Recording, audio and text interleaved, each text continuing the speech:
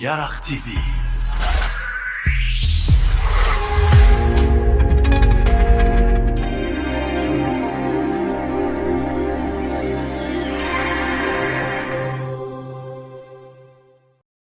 Domo Yarakh TV.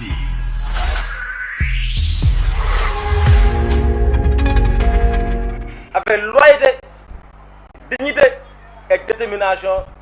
vive la République, vive le Sénégal, je vous remercie.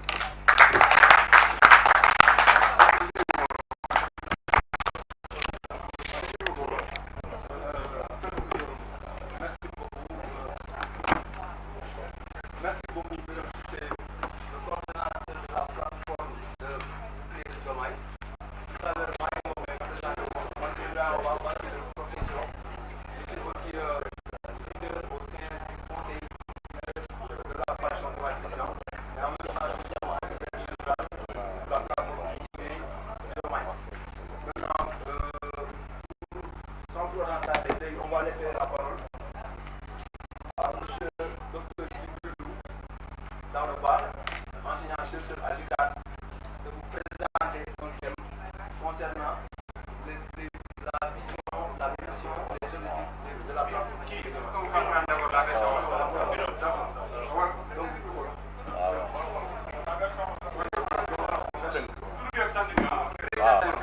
Assalamu bon secrétaire général Ibrahima Ba merci de jox ma kàddu bi maa lay gërëm di la sant man maa ngi tudd Birame Cissé di coordinateur national des boucliers de Diomaye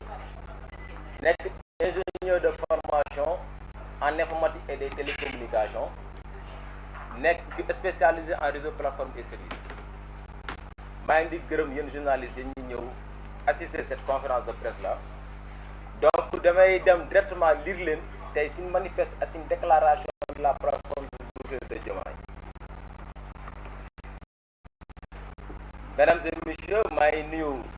góor ak jigéen ak les compatriotes yi nekk Sénégal ak ñu nekk bitim réew.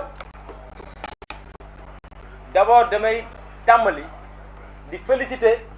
la coalition Diomaye président parce que dañoo gis ne la coalition Diomaye président bu la présidente Aminata Touré subgène la superviseure générale di présider ba mu démarré. C'était le 10 novembre 2025. Donc, en nos temps record, nous avons vu qu'il y a une forte mobilisation de la coalition du président en présence sur ce territoire national. Vous savez, nous avons Mbour, nous avons vu une mobilisation exceptionnelle pour la coalition du président de Mbour. Nous avons vu Tambacounda. Nous avons vu une mobilisation exceptionnelle pour la coalition du président de Tambacounda. Gis nañ ko Pikine gis nañ ko Pat donc loolu moo taral nag ñenn gars yi xaw a tiit parce que dañoo waxoon ne mënuñoo feesal cabine téléphonique léegi cabine téléphonique mi ngi nekk ay multi cabine téléphonique xam naa waa Sonatel dinañ kontaan suñu ak suñu cabine téléphonique. Donc maa ngi saluer aussi le président de la République auteur bu am ba mu toogee depuis 2024 ba 2025 ba 2026 ren bi toujours day fait appel au dialogue. Parce que réew dañ koy pencoo réew kenn du ko ne maa ko moom papaay kenn moomu ko yaay kenn moomu ko moo tax président Bassirou Diomaye Diakhar Faye si projet bi nga xam ne nii moom lay doxal lu projet sax sénégalais taxaw mu jox réew mi mooy que soo jëlee réew mi day waxtaan nit ñi day diisoo nit ñi pour ñu mën a jël réew mi yóbbu ko si kanam donc mu institué ay dialogue en 2025 dafa jàll 2024 le mai 2024 dafa jàll mai 2025 te incha allah 2026 bi nee na du 21 au 31 dina recevoir ay nit et je fais appel à tous les sénégalais ñi dem toog jàkkaarloo moom waxtaan parce que waxtaan moo tax réew jëm kanam mais nag Sénégal jamono gi dañoo toll dëkk boo xam ne nii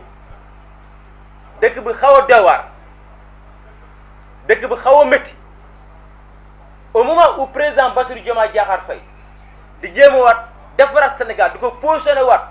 mu nekk si dëkk yi gën si dëkk yi jamono yooyu ñu gis ñenn ñi nga xam ne ni ay ministre ay DG ay maire ay député taxaw di salfaañe liggéey président loolu dañ koy ñaawlu ba si kanamu yàlla dañ koy ñaawlu parce que président dañ ko fal donc bu fekkee ne ministres yi yu ànd ak moom ak député yi ànd ak moom dañuy taxaw du suul li muy def donc les députés qui sont là-bas à l'Assemblée ne mérité ñu nekk député ils ont trahi le peuple si loolu le PM chaque fois dañuy gis que su jógee président teg un acte pour faire avancer ce pays PM day génn def le sens contraire loolu ñu koy ñaawlu pourtant moom kenn fallu ko 2024 Sénégal dañoo jóg jox seen carte président Bassirou Diomaye Diakhar Faye moom mooy fii président ñaari président mënu fi am ñett président mënu fi am fii benn président lay am mu ngi tudd Bassirou Diomaye Diakhar Faye moom la ñuy demander à ce que à la fin du mandat en 2029 mu rende compte donc c'est lui à lui-même mooy am vision jox ko nit ñi doxal ko donc le PM doit exécuter la vision du président point final loolu may dëgg donc lépp loo xam ne nii jamono gi ay manipulation la wala ay waxtaan ci coulisses yi wala loo xam ne dañ koy jëm pour confisquer le pouvoir loolu c'est du temps perdu Sénégalais yi ñoo jox seen baat Bassirou Diomaye Diakhar Faye ne ko diriger suñu dëkk du ko félicité na ci démarche yi muy doxal parce que gis nañ ne jamono gi mu ngi redoore mu ngi jëlaat affaire en main pour tegaat Sénégal si dëkk bu gën si dëkk comme ni ko nit ñi xamee woon dëkk bi métti na jamono gi taluñ ay 2029 li ñu tal mais ni ñu def ba Sénégal yi lekk li ñu tal ñu def ba Sénégal yi naan li ñu tal ñu def ba Sénégal yi faju gis nañ ñoo xam ne di leen ñor nag mooy Ousmane Sonko nekk candidat 2029 loolu yëpp Sénégalais yi la parce que ñu bëggee toog fii di wax ay wax candidat 2029 te liñ digle ak Sénégal defaguñ ko yëpp Sénégalais yi la di wax na bépp ministre wala PM Ousmane Sonko képp koo xamee ni yow taxawoo si yoon lu président nekk ci doit démissionner loolu mooy dëgg parce que su fekkee président day liggéey ne lii laa bëgg nga defal ma nga ne ko du ma ko def lii laay def da nga war a démissionner sa poste parce que moomu ko Sénégal yi ñoo ko moom te ñun Bassirou Diomaye Diakhar Faye lañ jox suñu yaakaar donc tey ñoom ñëpp je fais appel à tout le monde qu'il démissionne parce que liggéeyatuñ pour réew mi gis nañ fi président Bassirou Diomaye Diakhar Faye jóg dem fort ñu gis la ñoom ñuy fubal le PM Ousmane Sonko taxaw na à l'Assemblée nationale mu ne man liggéey ma président Bassirou Diomaye Diakhar Faye loolu su ko waxee amutu dëgg président Bassirou Diomaye Diakhar Faye lay liggéeyal su ko mënul na démissionner de son poste de PM président Bassirou Diomaye xool keneen ku mu def confiance teg ko fa loolu may dëgg ci loolu ñun bouclier de Diomaye benn gisee loolu yépp tegu suñ kanam gis ne dëkk bi pëccaxoon na kii ngi jaar fii kii di jaar fële ñu xool gis le président Bassirou Diomaye Diakhar Faye mu nekk un président responsable xam li ñu ko dénk xam la war a def am taxawaay bi ñu ne ñun dañuy teg le bouclier de Diomaye défendre le président là ba bés gi ni tey à partir d'aujourd'hui di metti kenn di ko wax lu mu ko war a wax parce que le président de tous les Sénégalais c'est pas le président des 54% des Sénégalais c'est le président des 100% Sénégalais si loolu moom nag xam na ko mi ngi oote dialogue à chaque fois di ko féliciter dialogue bi muy oote entre le 21 jusqu'au 31 na ko gën a def gën see waxtaan te Sénégal yi nañ ko uyu ji waxtaan ak moom jox ko seen doléance mu doxal ko te incha allah bi si la nekk di lancer un appel que ñun buggal na Diomaye dañoo jóg pour défendre président désinformation moom yàlla si dëkk bi fii ku fi wax la ko warta wax dinañ taxaw teg la si raay bi ne li nga teg ko fee mais si yar ak teggin parce que président Bassirou Diomaye Diakhar Faye si yar ak teggin lañ ko xamee ki fi jóg bugg a ñëw attaquer président bu ko tuuteel tu nous trouveras sur notre chemin dañuy fekk si yoon bi dinañ jàkkaarloo yow te dina la xamal ne kii mooy président sénégalais yi te c'est une personne intouchable c'est un président on doit le respecter bi si topp la vision du président lay bouclier de Diomaye dinañ ko porter partout au Sénégal et au niveau international yóbbu ko expliquer au Sénégalais yi càmbar ko ba Sénégalais xam c'est quoi sa vision parce que Sénégalais xam nañ ko mais dinañ gën a def donc ñun jóg neen pour faire face à ça te incha allah si mission boobu la nekk si loolu na ma si aux jeunesse sénégalaise il faut que la jeunesse sénégalaise ñu xam ne la république du est faux la république c'est la république bu leen nangu kenn di salfaañee seen république bu leen nangu nit jógee fële ak des ambitions politiciennes damaa bëgg a nekk président loo xam ne yow li mu fi wax dafa goo fi dara du ay waxu président loolu yëpp sénégalais yi la je lance un appel à la jeunesse consciente et toute la jeunesse sénégalaise c'est une jeunesse consciente maa ngi di lancer leen ñëw protéger seen président protéger seen république parce que lu ma gis fii assemblée nationale lu ma gis ci exécutif bi ñooñu taxaw pour république bi ils ont trahi le peuple donc na jeunesse bi taxaw protéger ce président de la république loolu la loo xam ne dama koy lancer jeunesse bi nañ ñëw nañ ko def. donc may terminer si le fait que ñun bouclier de Diomaye lépp loo xam ne nii tey président ñun laajuñ la sa idée ñun bouclier de Diomaye ñun ñoo la wax da ngay am deuxième mandat parce que deuxième mandat bi da nga ko war am fi xale bu ndaw nga te tey su fekkee ne projet bi nit moo ko porté da ngay ne projet du nit loolu leen waxoon de projet bi du nit wala projet bi du nit su fekkee projet bu nit donc projet mu ngi koy doxal kon lu fi jar xeex ak xuloo lu fi jar werante ñun nag on a confiance en notre président te incha allah on nous donnera un deuxième mandat laajuñ la ko nag ñu ñoo la ko jox parce que dañ la wóolu parce que da ngaa topp ci yoon bi di liggéey pour réew mi di liggéey pour Sénégal donc on est là pour un deuxième mandat présidentiel du président Bassirou Diomaye Diakhar Faye je vous remercie vive le Sénégal vive la République. Merci beaucoup monsieur le coordonnateur Birame Cissé kàddu gi rafet na leer na bouclier de Diomaye ci alerte la nekk donc on va passer la parole.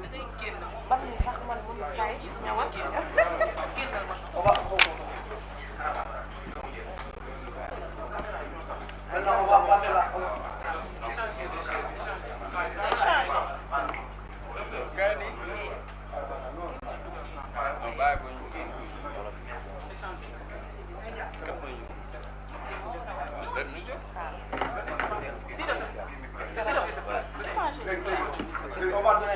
on va donner la parole à docteur Djibril Daouda chercheur qui va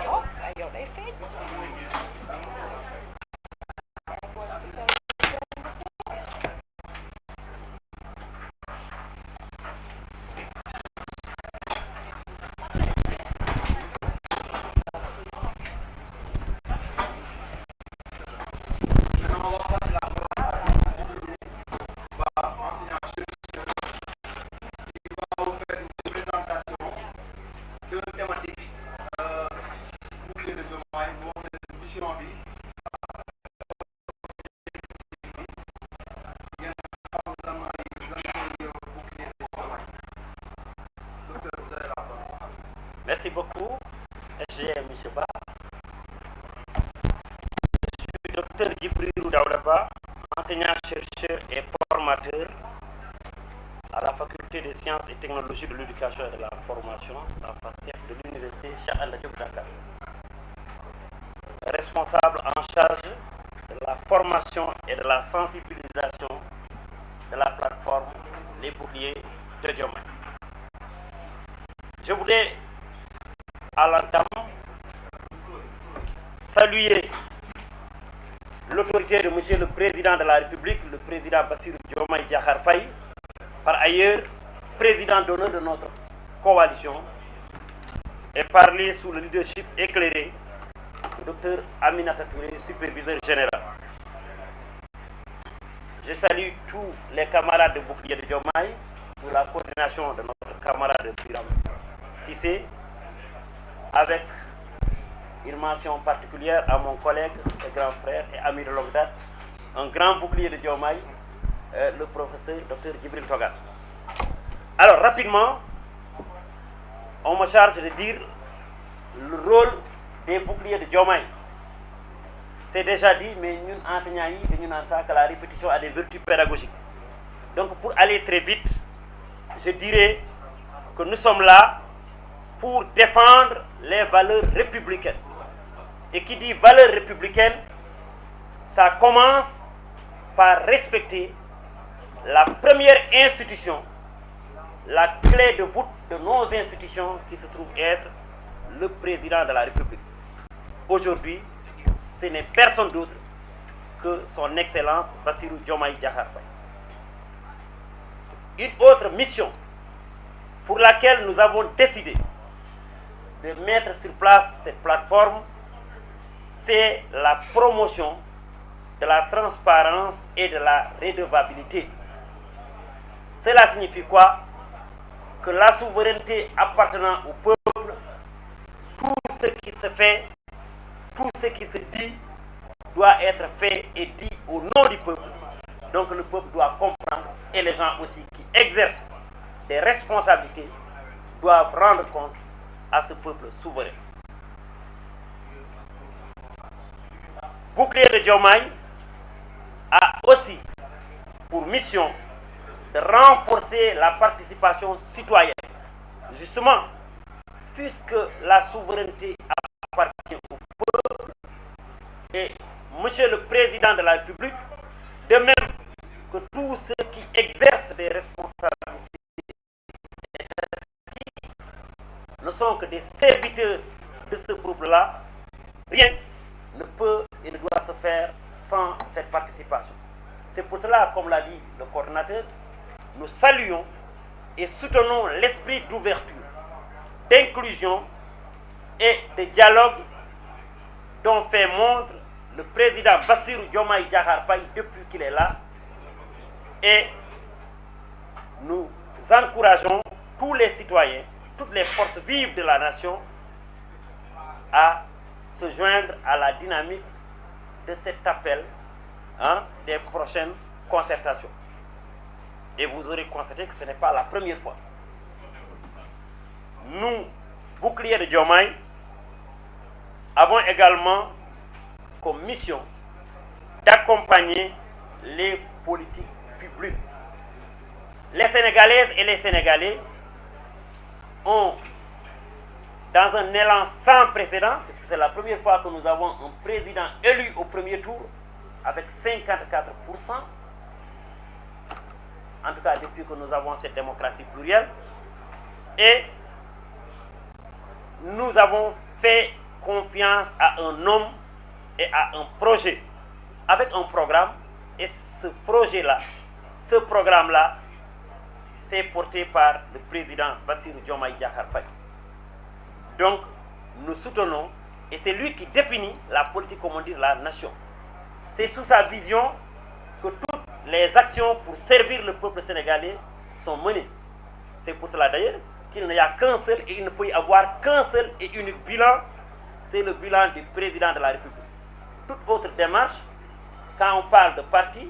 ou de bilan individuel, c'est manquer de loyauté vis-à-vis de la République.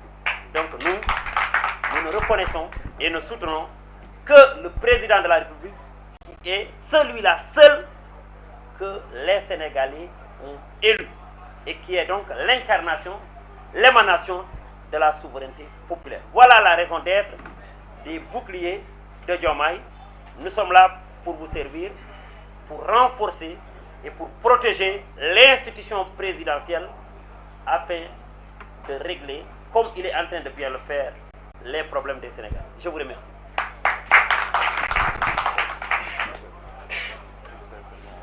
Merci beaucoup,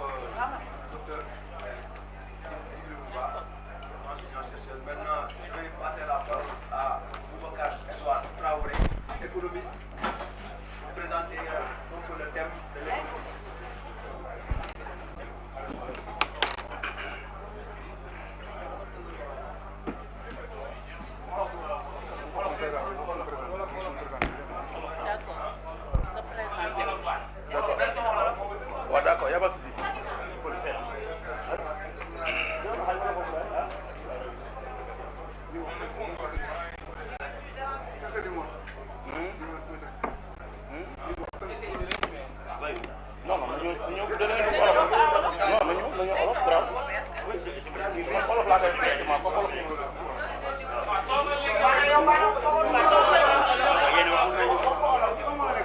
non man économie laa xaloon.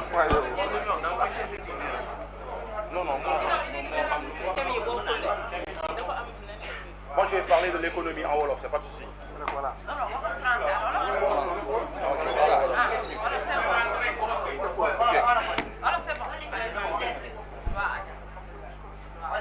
C'est bon, hein? Voilà, salam alaikum tout le monde, journaliste yi fi nekk ak suñu collègues yi nga xam ne ñu ngi fii di leen nuyu di leen siyaare bu baax di rafetlu seen présence. Man maa ngi tudd Boubacar Edouard Traoré nekk membre bouclier de Diomaye également nekk membre coalition Diomaye président Bassirou Diomaye Diakhar Faye. En fait dañuy waxtaan un peu ci situation économique bu réew mi depuis que président yor ko parce que xam nañ ne économie c'est la partie la plus importante ci réew quoi qu'il en soit ci ay méthodes politique yu mën di tëral quand on ne produit pas on n'existe pas et quand on parle de production économie moo tax ñu koy wax président Bassirou Diomaye Diakhar Faye bi muy jël réew mi ñun ñëpp xam nañ ci conditions yi ñu ko jëlee biñ koy jël mu tombeek adduna bi am crise bi am Ukraine avec la Russie et l'Ukraine seen xeex boobu mu nekk xeex bu métti boo xam ne pratiquement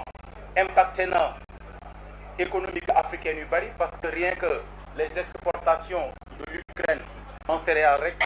vers l'Afrique dafay tourner autour de 50 à 60 millions de tonnes de céréales yu dugg ci biir pays africains yi biñ jógee waate ci loolu ñu gis encore une fois premier ministre bi nga xam ne amul ay rouage en finance ni en économie dem glissé wu ci ay thèmes te wax loo xam ne lu bari maîtriser wu ko tudd dëgg mu jural Sénégal benn situation bu précaire bu extraordinaire bi ñuy dund ñu jóge ci loolu mu am xeexu Iran ak Israël ak les États-Unis te ñu xam ni hydrocarbures wàllu pétrole ak gaz yu demee yu bari ay millions de tonnes ci zone boobu lay jógee mu bloqué mu mujj indi crise bu extraordinaire boo xam ne choc bi externe lay jógee dugg biir Sénégal président bi recevoir ko tombé ci nekk reñam bi ñu yoraatee réew mi ñu gis ne Sénégal dëkk boo xam ne la ci pays intermédiaire en développement yi la bokk maanaam pays yoo xam ne pratiquement sur les 30 pays yi gën a pauvre ci àdduna bi la bokk donc yooyu yëpp mu nekk ay couac yoo xam ne président Bassirou Diomaye Diakhar Faye bi mu ñëwee daf cee tombé mais lu ci mën di nekk mu def ay efforts te ñëpp xam nañ ne l'économie des pays souvent faible dafay porter sur le coût de la vie président Bassirou bi fi nekkee ba léegi gis nañ ne coût de la vie bi liggéey nañ ci lu baree bari wàññi ci lu bari ci céréales yi ci lépp ba ci gasoil ba ci pétrole te bu ñuy wax gasoil ak pétrole ak ay essence ak yooyu nekkul ne uniquement ci affaire ay transport rek moo tax muy wax parce que bu ñu nee industrie ñëpp xam nañ ne gasoil la moteur au travail entreprise xam nañ ne carburant daf ci am doole électricité daf ci am doole donc coût yooyu boo ko wàññee dafay répercuter sur les coûts des biens qui seront qui vont circuler à l'économie nationale donc loolu yëpp présent liggéey ci lu am doole ñu bàyyi ci xel bu baax a baax mais li gën a indi couac bi mooy dette bi nga xam ne Ousmane Sonko taxaw na fii xamloo sénégalais wala gëmloo leen ne ay dette cachée am na ñuy wax ne loolu c'est faux en économie y a pas une dette cachée parce que dette boo koy def dafay nekk élément comptable la dafay nekk ci principe de partie double mooy ki lay lebal yan condition la lay lebalee arsenal comptable bi mu koy def ak financier bi mu koy def kon mënoo ko nëbb ba pare Sénégal musta leb duy leb ci franc CFA devise lay leb te bu ñu waxee devise BCEAO daf fii nekk BCEAO mu nekk entité boo xam da nga ko bokk ak ay réew yu bari bu ñu dugalee xaalis ci réew mi mu war a dem Sénégal moom mooy assurer le taux de change la convertibilité te Sénégal bu ñu xoolee 78% de ses prêts dafay nekk en eurobond wala même bu nekkul eurobond ci dette externe yi France la ak la Chine ak quelques pays de l'Europe te ñooñu je pense que duñ la lebal xaalis ba pare après yow nga bañ leen a fay kon dette cachée mënul am 42% yi Afrique lañ koy jëlee yooyu yëpp mu chambouler la confiance bi nit ñi am ci sénégalais parce que Ousmane bi muy wax tant opposition da doon wax en tant que opposition mais bu mu nekkee premier ministre di wax suñ koy déglu dañ koy déglu en tant que premier ministre Sénégal ma wax leen benn mbir bu graaw FMI la plupart d'entre eux ci ñoom jeu boobu lañ bëgg parce que ñoom dañuy leble xaalis FMI ñan ñoo fa nekk États-Unis moo fa ne la Chine ak la France l'Allemagne le Japon dëkk yooyu ñoo fa nekk di leble xaalis waa dëkk yooyu ñoom bu ñu déggee ni donte nu dëgg ñu dégg ne ah ñii dañuy def affaire ay luubal mais dañuy ànd ak yow ci jeu boobu pour bloquer sa économie may rappeler ne la politique de l'Asie de l'Union européenne que ça soit l'Union européenne que ça soit FMI que ça soit Banque mondiale seen politique dëgg mooy nu ñuy fexe ba freiner les économies africaines te pour ñu freiner les économies africaines ci finance lañ koy jaare en réduisant tout simplement masse yi nga xam ne moom la ñuy jox les économies africaines kon loolu yëpp Sénégal da ko mujj am mu dal ko moo indi sa stagnation monétaire bi am absence de liquidité bi am biir Sénégal mais président Bassirou Diomaye Diakhar Faye ñu koy jaajëfal parce que récemment fexe na ba rencontrer le patron du FMI rencontrer patron FMI c'est très bien dafay permettre ñu lever les équivoques les zones d'ombre yi nga xam ne dañu jàpp ne loolu am na Sénégal du dëkk buy falsifié ñun suñu biir mën nañu xuloo jàppante mi du dëkk buy falsifié te dafa am benn charte boo xam ne Sénégal daf ko signé ci FMI signé ko ci Banque mondiale muy la charte de la clarification des rentrées de fonds mu Sénégal mënul dugal xaalis mu jaar ci rouage yu baax jóge ci dëkk tubaab yi ñëw ci suñu réew teg FMI du ko xam ñun ay banquiers lañ ni ñuy defee des comités de crédit dans les banques noonu lay amee des comités de crédit de sortie de fonds de tous les pays demandeurs kon à chaque fois Sénégal demandé xaalis dafay am des comités de crédit te pour ñu jox la xaalis li ñuy njëkk a xool ci yow booy d'abord la stabilité du pays l'orientation des investissements mais également modèle de politique yi tax ngay laajte xaalis bi et je pense que loolu leer na parce que yàgg nañ ko dugal ci agenda wu politique Sénégal donc économie gu Sénégal Ousmane Sonko moom moo tax mu toll ci léthargie bi il faut le dire c'est ça la vérité ñun bi ñuy jànguñ pour Ousmane Sonko jànguñ pour président Bassirou Diomaye Diakhar Faye dañu jàng pour le peuple sénégalais pour ñu mën a servir suñu nation mais également suñuy doom ñu mën leen a bàyyi réew mu baax donc loolu yàq la leneen li nga xam ne président bu ñu ciy liggéey lu baax mooy xool nañ ne ceinture bi wër Sénégal économiquement dañu nekk en tension moo xam Mauritanie moo xam Mali moo xam les deux Guinées moo xam un peu de la Gambie te loolu noonu Sénégal daf ci war a tirer leçon ba pare tirer ci ay profitabilité yu extraordinaire pour mën a nekk benn hub économique donc li président Bassirou Diomaye Diakhar Faye di def c'est très bien dem pour ñu mën a soulager am confiance mais également Sénégal nekk beneen hub leneen li nga xam ne foofu lay tëjee mooy que gis ngeen li xew Mali pays boo xam ne la à peu près nekk ci 1 million su ma juumul 428 000 ou bien 248 000 kilomètres carrés avec à peu près 19 à 20 millions d'habitants nekk ci 8 régions donc benn maan la bu ponkal boo xam ne seen économie à 60% voire 70 Sénégal lañ ko yaakaar Mali amul port ils ont que des ports secs le port fluvial du Sénégal Mali dañ ko bokk ak ñun ci suñ port dafa am partie yoo xam ne ci quai bi Mali lañ koy jox Mali day dugal ci économie du Sénégal à peu près pour ne pas dire exactement les chiffres qui tournent autour de 1500 milliards l'année kon kooku maan la dëkk bu melee noonu di liggéey ak ñun war nañ mën a stabiliser suñu économie ba mën a nekk leader te président Bassirou Diomaye Diakhar Faye mu ngi ciy dox que ça soit Guinée que ça soit Gambie dëkk yooyu yëpp Sénégal économiquement mooy seen maître ñun nag suñu référence Côte d'Ivoire la maanaam suñu ñi seetlu suñuy naataango Côte d'Ivoire la Égypte la Nigéria la Afrique du Sud la kon képp koo xam ne yor nga réew mi ak politique boo mën di mëne économie dafa war a nekk épine dorsale de tes recherches te Ousmane Sonko seetlu nañ ne stratégiquement il n'est pas fort parce que boo nekkee manager d'un gouvernement nga yor réew mi 2 ans yor budget bi 2 ans war na mën a am effet dans le court terme parce que soo jëlee sa programme moo xam dans les 5 ans da ngay am des réalisations à court terme des réalisations à moyen et à long terme dans les 2 ans réalisation à court terme yi war nañ di am te li ko indi yëpp mooy ñàkk a xam di wax la dette doo ci tergiverser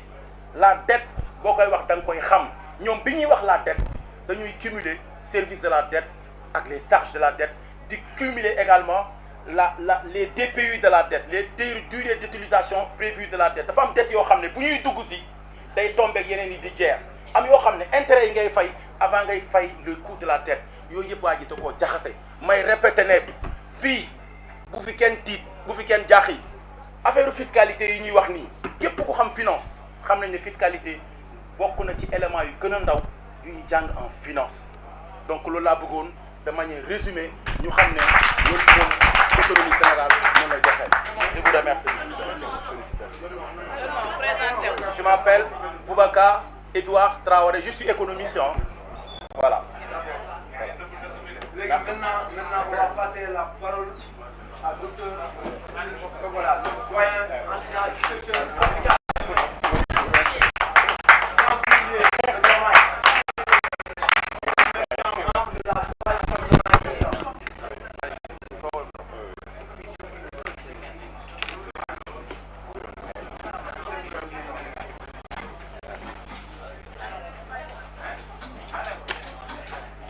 asalaamaaleykum wa rahmatullah taala wa barakaatu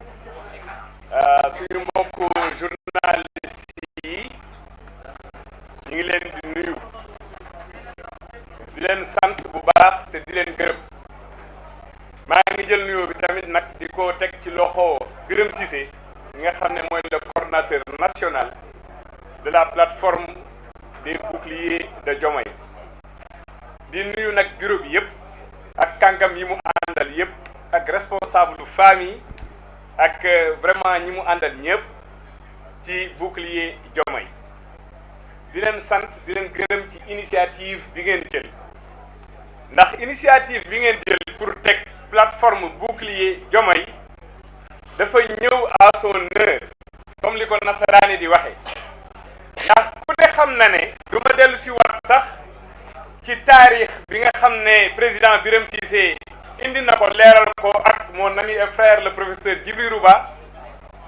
du ma ci dellu si waat ak les interventions pertinentes yi nga xamante ni suñu collègue économiste def na ko léegi mais damay tënk rek di yëkkati ay kaddu yoo xam ne ay kaddu félicitation la ak cant ak ngërëm ñu jëmale ko ci Birame Cissé ak ci kuréel bi nga xam ne moom la teg moom ak ay naataangoom ngir ñu nekk bouclier wu président Bassirou Diomaye Diakhar Faye man nag seen serviteur maa ngi tudd docteur Pape Djibril Togola di enseignant chercheur à l'université di jàngale ci université Cheikh Anta Diop wante tamit di jàngale ci institut supérieur de finance di jàngale tamit ci institut des politiques publiques ak ci école supérieure polytechnique wante nag di liggéey au niveau du ministère de l'économie du plan et de la coopération def 25 ans dans la haute administration nekk ancien conseiller technique à la présidence de la République et dans plusieurs ministères de l'État du Sénégal maa ngi bokk ci conseil des leaders bu coalition Diomaye Diakhar Faye Diomaye président parce que may diriger organisation nationale citoyenne bokk tamit ci think tank bi la cellule des cadres de la coalition Diomaye ba pare bokk tamit ci la task force communication ñun ñëpp nag ñiy liggéey ci autorité wu premier ministre docteur Aminata Touré mi nga xamante ni mooy jigéen bu mën góor la dame de fer loolu laa koy faral di woowee ndax bi ko président dénkee la coordination de la coalition ba tey te nag mu nekkoon ci bu yàgg boobu président sax foloogul def ci lim ci def nekkoon superviseur depuis accompagner ko ba mu falu ñun ñëpp ñu nekkoon ci coordination ci coalition bi avant président di falu mu jox ko mu tàmbale ci liggéey bu mucc ayib ànd koog des centaines et des centaines de leaders ba yàlla dogal le 7 mars président Bassirou Diomaye Diakhar Faye ñëw King Fahd def lancement officiel bi jour bi nga xam ne moom lañ doon statuer ci les textes statutaires de la coalition président Diomaye ñëw fa accompagne wax fa lam fa wax sénégalais yépp dégg ko ñu jóge ci kuréel yi mettre ñu koy opérationnaliser teg ko ñu teg la structure du think tank ngeen gis tam assemblée générale bi nga xamante ni amoon na sous la gouvernance du docteur Aminata Touré ak du ministre conseiller porte-parole de la présidence maître Abdoulaye Tine avocat international avocat au barreau de Paris loolu yëpp mu nekk ay liggéey yoo xam ne gis ngeen tamit étudiants yi li ñu def ak élèves yi gis ngeen jeunes yi li ñu def gis ngeen jeunesse féminine yi li ñu def gis ngeen arabisants yi li ñu def boobu ba tey tamit ci gox-goxaan yu fasantikoo yi ci biir réew mi docteur Aminata Touré mi ngi fay yónnee ay ndaw di teg ay kuréel ngir ñuy structurer coalition bi fépp fu ay militants nekk ak fépp fu ay sénégalais nekk ci biir réew mi ci département yëpp ak ci région yëpp ak ci commune yëpp loolu nag mu nekk liggéey bu ñu rafetlu wante liggéey boobu am na solo lool mais tey bouclier de Diomaye bi nga xamante ni notre frère et ami Birame moo ko teg ànd ceeg ay gor des jeunes des cadres qui sont déterminés à côté de lui dafa am solo ndax un président de la République dafa doon li ñuy wax benn bët ci jë dafa doon benn symbole benn raaya maanaam président du ay fo dafa doon jëmm joo xam ne dootuñu ko considérer sax du war pas en tant que personne mais institution la boo xamante ni ñëpp dañ ko war a wekk jox ko cër yiir ko gunge ko ngir bitim réew nit ñi xoolee ñu mun a am respectabilité bi nga xamante ni moom la ñu suñu partenaires yi ak bitim réew di xoolee mais tamit li mu bëgg li mu naal bëgg ko liggéey ci réew mi mu am ndëgër laay boo xam ne dina ko mun a accompagner mu mun koo def ci teeyu bakkanam mais man musuma gis ci àdduna en tout cas je suis un chercheur te damay gëstu lu bari ci géopolitique ak géostratégie mais musuma gis un président de la République mais parti politique boo xam ne c'est sa famille politique di ko indil ay jalti ak ay jafe-jafe di ko tegal ay ndëgg sërëx di ko jaarale ci ay réseaux sociaux ak ci ay médias loolu dafa yéeme dafa jéggi daay waate dafa doy kéema moo tax tey li nga xamante ni Birame teg na ko ak ay xaritam muy les boucliers ñoom nag ñu nekk ay membre ci coalition Diomaye ndax moom mi ci leader yi la bokk ak ñi mu àndal ñépp donc dafa nekk lu am solo ndax dafay nekk une force de veille une force d'alerte mais une force politique de riposte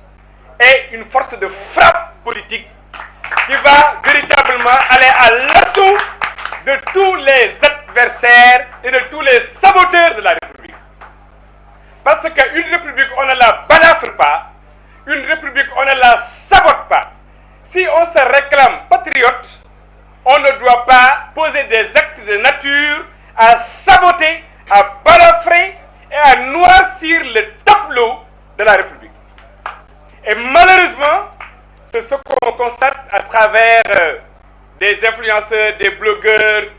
des prétendus chroniqueurs, des hommes politiques, des acteurs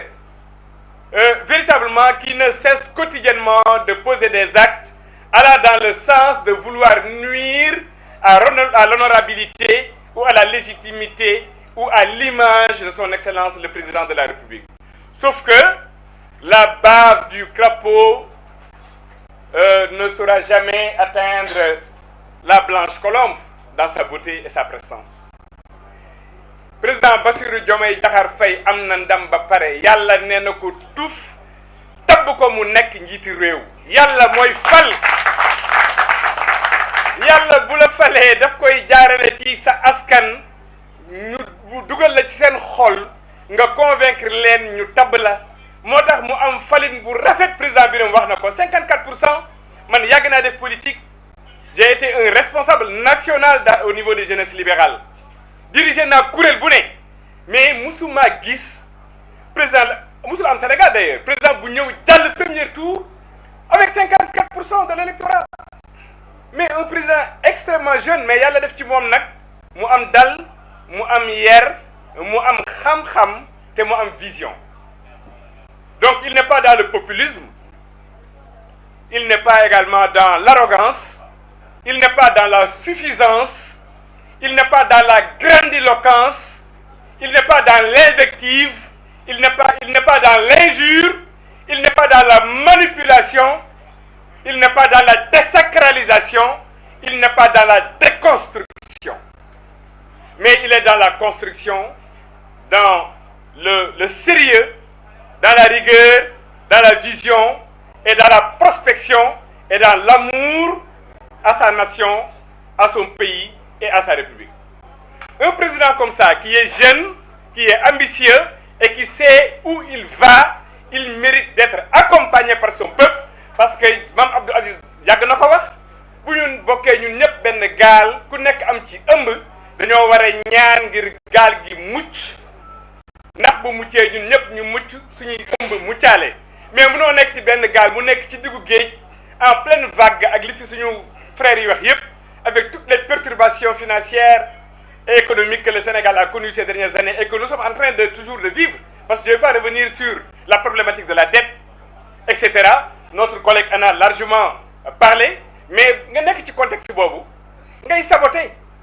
di yàq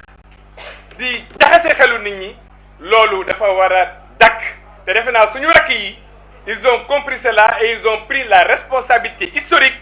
de gérer véritablement cette problématique. Le président Diomaye, il est ambitieux, il est responsable, il sait où il va. Aujourd'hui, nous savons qu'il est en train de retravailler la problématique de l'investissement avec les partenaires. Il est en train de retravailler, de reconstruire la confiance avec les bailleurs, avec les FMI, la Banque mondiale, avec tous les bailleurs d'ailleurs. Et aujourd'hui, je sais qu'il est dans la bonne trajectoire. Et si les Sénégalais l'accompagnent, si la jeunesse l'accompagne, véritablement, il va réussir son pari. Maintenant, le dernier message que je voulais lancer, tout en réitérant toutes mes félicitations à la plateforme bouclier de Diomaye, c'est un appel à la jeunesse. Aujourd'hui, nous savons que la jeunesse est généralement considérée entre la fourchette d'âge de 18 et 24 ans. Ça, c'est les normes standards. Même si l'Union africaine étend un peu cette fourchette entre 18 et 35 ans. Mais vous savez que la jeunesse aujourd'hui africaine représente 60% de notre population africaine. Et aujourd'hui au Sénégal également, nous savons que plus de la moitié ont entre 18 et 35 ans. Et ça, c'est un défi et en même temps une opportunité. Tous les peuples se sont développés à travers des compétences, des expertises, une vision, mais surtout avec la force et l'intelligence de la jeunesse. Et malheureusement, aujourd'hui, nous constatons qu'il y a une jeunesse politique,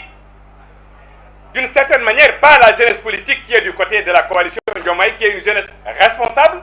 mais il y a une autre jeunesse politique qui s'est résolument inscrite dans l'insulte à la bouche, l'arrogance et dans l'inculture et dans l'incompétence caractérisée. ñoom sàcc ñoom astafirullah saaga ak wax lu bon ak wax lu ñaaw mooy seen bréviaire foog ne nag loolu ci ngay amee nguur ci ngay gouverner nguur ci ngay yàqale njiitu réew ma leen di appeler à la raison ñu changer de registre parce que ce logiciel il est usé il est usé, il est désuet. Les Sénégalais bëgguñu ku yaradiku bëgguñu ko réew bëgguñu ko ñàkk ay teggin bëgguñu ko ñàkk kersa Sénégal rek laa gis ay jeunes politiques di wax lu ñaaw ay xalif généraux ba yegg ci di leen saaga Sénégal rek laa gis ay jeunesse politique di saaga di toroxal ay mag ay kilifa di sosal ay nit di wax ay wax yoo xam ne nopp bu ko dégg booy loolu Sénégal rek la am mais ñu ngi sant yàlla bi nga xamante ne nag la jeunesse de Diomaye président ñoom c'est une jeunesse qui est responsable c'est une jeunesse qui n'est pas dans le gatsa mais jeunesse la boo xam ne mën na xeex nag parce que man nee naa biram keroog tam wax naa ko au point E bi ñuy def avec les jeunes au plan national ma ne leen jeune ñun biñ ci tolloo nekk ay xale président Abdoulaye Wade kenn daawu ko laal ñoo nekkoon ci kanam nekk ci ginnaaw engagé tous les combats de rue les combats de terrain les combats de mobilisation parce que jeune moo yore énergie moo yore doole jeune nag dafay ànd ak xam-xam ànd ak yar ànd ak teggin mais xeex bu ko jaree ak ñàkkante dañ koy def te loolu jeunes yi dañ cee toll parce que doole ndaw moom mooy gunge xam-xam ak sagesse su mag ngir ñu mun a jëmbale kanam politique. may lancer appel à la jeunesse sénégalaise ñu gën a fegu gën a xam ne lu la yar mayul dara du la ko may. lii sama frère yi wax duma ci dellu siwaat mais defe naa ne ñoom biram pare nañu tey képp koo xam ne taxawaat nga ne da ngay ñàkk kersa wala da ngay ñàkk worma wala da ngaa bëgg xotti worma réew mi ñoom dinañ ko defanteeg yow ba mu saf. am na benn concept boo xam ne sax bëgguma ko wax parce que ñoom comme dañoo tegoon gatsa ñëpp xam ne lii tegginuwul baaxul. ñun duñu mais bu dee exégèse rek ak créer concept ak ingénierie si coalition Diomaye Diakhar Faye la bekk baax ndax am na ay borom xam-xam xeetu xam-xam boo bëgg mi ngi ci biir coalition bi ñun ñëpp ñu nekk ci ginnaaw docteur Aminata Touré di nga fi fekk ay avocat ay professeur ay médecin lu ne nga fi fekk mais di nga fi fekk tamit ay ambulant ay jakartaman ñëpp di ay leader ci côté yëpp toutes les corporations tous les secteurs professionnels donc ñun mun nañoo faire face te nag dañuy politique te ñun benn leader la ñu am muy le président Bassirou Diomaye Diakhar Faye parce que dañoo dajale suñu ay mouvement ak suñu ay parti àndoon ak moom fas yéene àndaat ak moom tamit gunge ko ba mu yeggale mandat wam ci jàmm ak salaam te bu taxawee laaj li mu war a laaj defe naa ne xale yi sax wax nañ ko sànq ñoom biram dinañ ko ci àndaat ak moom mu di deuxième mandat waaye balay boobu tamit ñu gunge suñu leader yépp au niveau des élections locales taxawaay buñ ci war a def ci wàllu politique ci accompagnement ci réflexion ci prospective ci politique ci terrain ñu ànd ci ak tous les leaders ak les militants taxaw ci ngir président Bassirou Diomaye Diakhar Faye mën a am ndam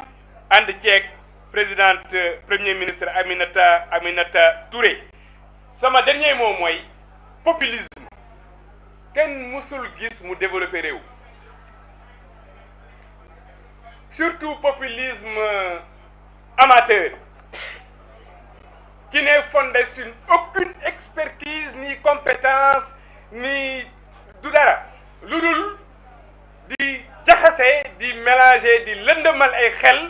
di wax di def ay déclaration fracassante loolu jëmalewul fenn réew sénégalais yi dañoo soxla vision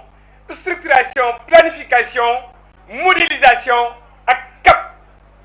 loolu ak xarañteef pour régler les problèmes sociaux de base njàng mi lekk bi dund bi école bi liggéey bi chômage bi et cetera loolu lañu soxla mais pas ay wax saboté du théâtre populisme naxaate lëndëmal xelu nit ñi loolu mënul jàll populisme nag soxla wuñ ko Sénégal dañoo soxla expertise responsabilité compétence ak vision politique pour ñu mun a jëmale Sénégal kanam Sénégal c'est un pays boo xam ne ñun dañoo am barke li ñu yàlla may defe naa bariwul ay réew ñu ngi ko may ñun on a toutes les ressources naturelles dans le sous-sol les hydrocarbures on a tout on a des côtes on a une mer on a des cours d'eau on a tout et on n'est pas nombreux on n'est que 19 millions on doit s'organiser avec responsabilité pour ñu replacer le Sénégal dans le concert des grandes nations également ñu gën a propulser suñu diplomatie comme ni ko président Bassirou Diomaye Faye di ko defee actuellement ñu repositionner le Sénégal dans la scène internationale loolu daal mooy taxawaay bi ñuy sant bu baax les boucliers de Diomaye di leen wax ne ñi ngi seen kanam ñi ngi seen ginnaaw nous serons à vos côtés pour mener avec vous le combat de la veille de la riposte politique et de la protection et de la défense autour du président de la République Bassirou Diomaye Diakhar Faye. Asalaamaaleykum. Merci beaucoup. Merci président.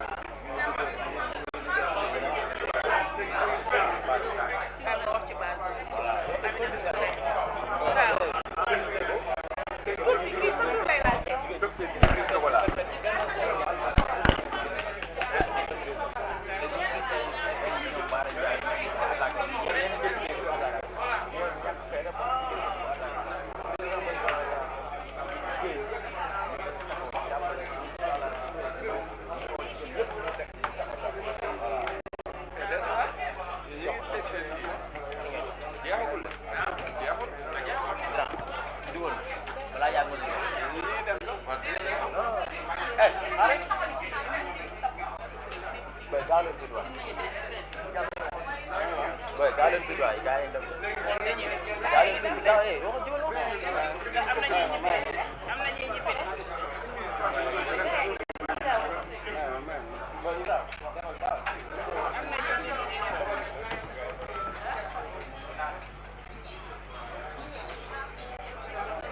waxu présentation bi vite fait.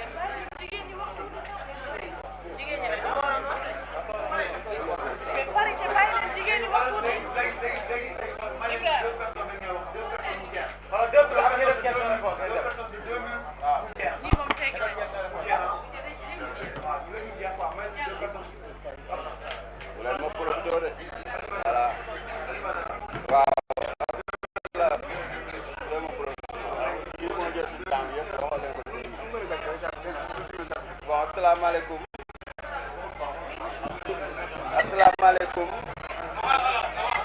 waaw man maa ngi tudd Aline Badara Diallo di président du mouvement Jóg Songu Daan signataire de la charte coalition Diomaye Président bokk ci bouclier de Diomaye comme président de l'organisation. Bon, les boucliers de Diomaye ñun dañu def benn constat à ce que lu xew ci Sénégal musuñu woo gis kenn musul man boog musumaa gis lu mel nii un président de la République boo xam ne moo fal ay ministre fal ay DG te lépp lu mu def ñoom nekkuñu ci li nga xam ne mooy di jëmmal li nga xam ne moom le président de la République def lu dul toog di ko saboter di ko tuumaal di ko sosal lu ne ñu ngi koy wax le président de la République du Sénégal Bassirou Diomaye Diakhar Faye ñu ne woon nag dañuy tourner former benn bloc muy les boucliers de Diomaye ñun bu dee fit am nañ ko bu fekkee ni xam-xam bi am nañ ko mais duñu gasta lépp li nga xam ne président Diomaye de la République président de la République mi ngi ci dëkk bi duñu nangoo ci kenn ki nga xam ne yaa ngi ci nguur gi wala yaa foo mënti doon di ko attaquer frontalement di wax lu la neex donc sur ce dama leen bëgg a xamal benn affaire mooy man Pastef fien la musuma militer ci benn parti Pastef laa bokk au moment où nga xam ne ñi ngi doon wax coalition bi jox nañ ko docteur Mimi Touré ba ma demee signé sama lettre d'engagement bépp groupe WhatsApp Pastef dañ ma ci génne kenn xamul politique bi lan ban temps politique la c'est comme si que ku ànd ak Diomaye daal yow bokkoo baaxoo existé woo sur ce nag damay wax benn affaire le parti Pastef amoon na ay temps ñu dissoudre ko ma meroon ci lool merci parce que boobu xamuma woon lu géej gi di riir mais moment bii ma gis Pastef ni ñuy def le président de la République bon dama ci sóoraal sax suñu président parce que Pastef la mais mënoo comprendre nga bokk ci camp nit ki bokk ci camp nekk président ngeen koy attaquer frontalement lu mu def doo leen ko tudd ci lu baax lu dul di ko dénigrer lépp li nga xam ne lu baax la def ñoom duñ ko ci sóoraale. Bon, sur ce ma doon lancer benn appel à tous les boucliers ñun dès maintenant bu ñu fi pare ñun ñooy les défenseurs de la République ñun ñooy ñi nga xam ne ñooñu fi nekk pour que di ñoŋal li nga xam ne moom le président de la République di def ci réew mi di ko défendre chaque jour ak en tout temps et en tout lieu loolu laa amoon li ma doon wax merci beaucoup.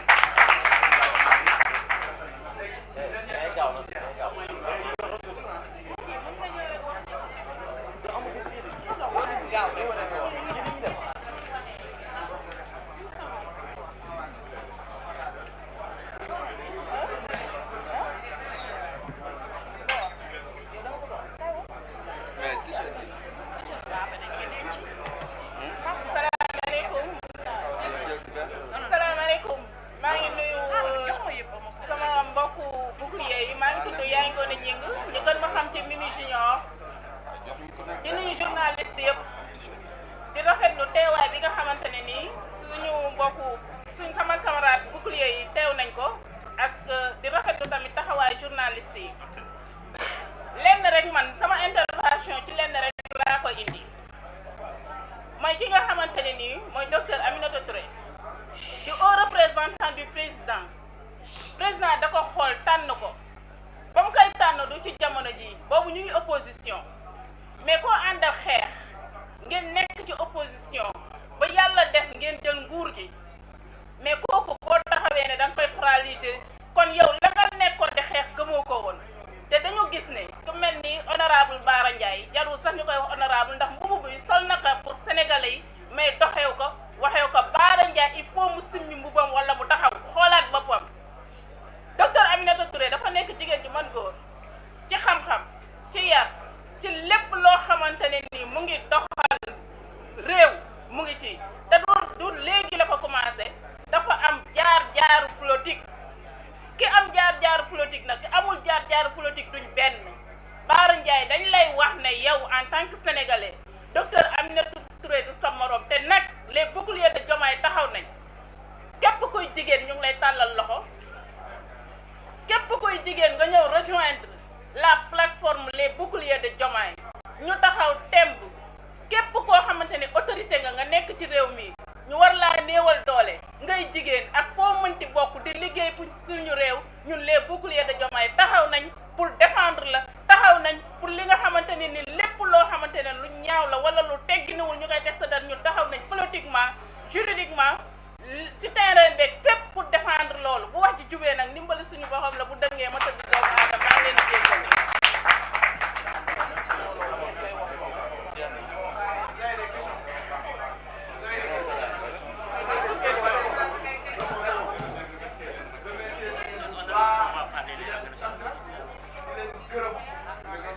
waxloo ngeen ku télé wax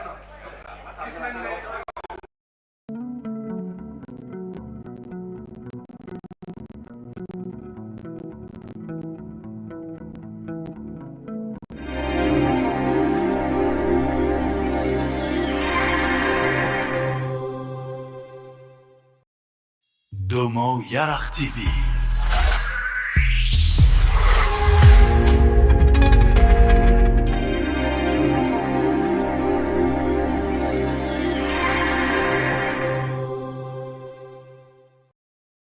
Domo Yarakh TV.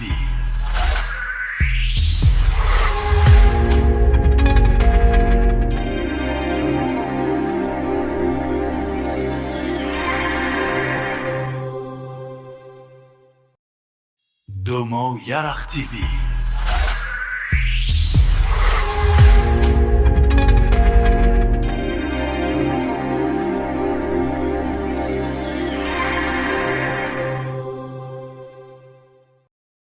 Domo Yarakh TV.